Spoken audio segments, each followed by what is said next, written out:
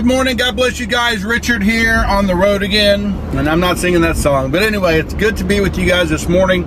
It is Thursday here, leaving the island. And, the Lord really speaks. He really speaks. And this morning, as I was leaving the island and I saw this young man sitting over on a bus bench. And I heard the Lord say to me, "What's going on behind those fancy glasses?" And I thought, what's going on behind those fancy glasses? Now that's an interesting question, Lord. And I began to ponder and talk to the Lord about it. And it's really interesting. In our own lives, we can really wonder what's going on behind those fancy clothes, those fancy hats, those fancy glasses. Nothing wrong with having nice things, guys. Don't get me wrong. Nothing wrong with it. If it's not an idol in your life, those kind of things, nothing wrong with having it. But 9 times out of 10, we put things on to kind of make us who we want people to see us to be outwardly. And that there becomes the area of interest. So as he asked me this, as the Lord phrased that question, what's going on behind those glasses? I had to take a quick look and say, wow, Lord, I could take a few stabs at this, but what is going on behind those glasses? And he began to speak to my heart on restoration. He began to take me to 1 Samuel 16:7. God looks at the inward heart, but man looks at the outward appearance. And in that note, literally, I began to look at this thing and see, wow, we're putting these fancy glasses on and shirts and hats and clothes to try to put on a certain, persona in a sense, a certain form, to look a certain way, that people would see us a certain way. But really, what's going on inside? The Bible tells us, pray ye one for another. Pray one for another. Amen? And that's what I'm really coming from this morning.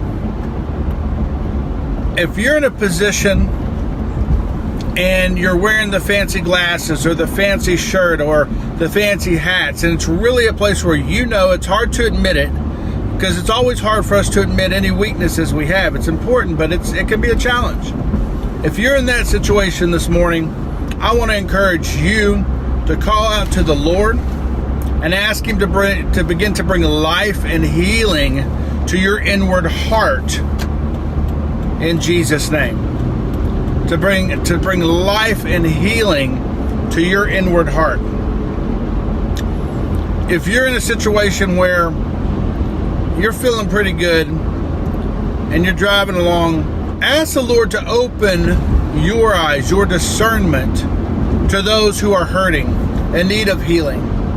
Let's get in the position, guys, of praying ye one for another.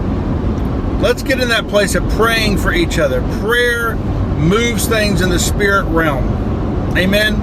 Prayer moves things in the spirit realm. So let's get in that place. Let's position ourselves before the Lord and pray correctly. Not judge somebody. Oh, I bet he was out at the club last night doing this, that, and the other. Yeah, that's wrong, and there are consequences. Sin, the Bible says that sin brings death.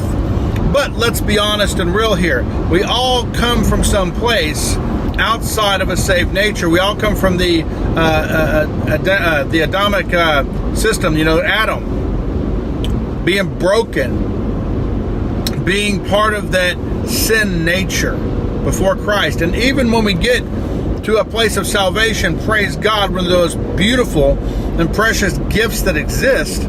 But even when we get to that place of salvation, we then come down to a place of walking out our salvation by fear and trembling. Meaning, it doesn't just happen overnight. There's paradigm shifts that take place.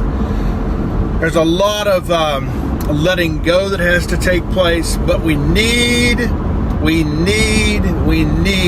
to love those walking through it. We need love walking through it. And everybody is an onion in this place of life, meaning that we all have layers.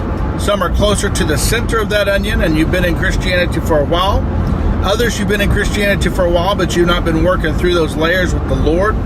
And others just came across. Wherever you're at, today is the day. Today is an opportunity for all people right now listening to this broadcast. Today is an opportunity to begin to seek out, Lord, show me who I can pray for. Lord, give me the discernment. Speak to me. Give me a word of knowledge, God, on your hurting. Those who are hurting, give me a word, Lord. Guys, you can begin to pray and release light and life of the Lord Jesus Christ onto them. And believe it or not, have faith to believe. I believe in miracles. Amen. Have faith to believe in their transition. Have faith to believe in that prayer coming in and releasing things in the spirit realm, changing things in the spirit realm to bring an impact in that person's life. That person could be on that bench under a spirit of suicide, a spirit of lust, a spirit of anger, hate, murder. Could be in so many things.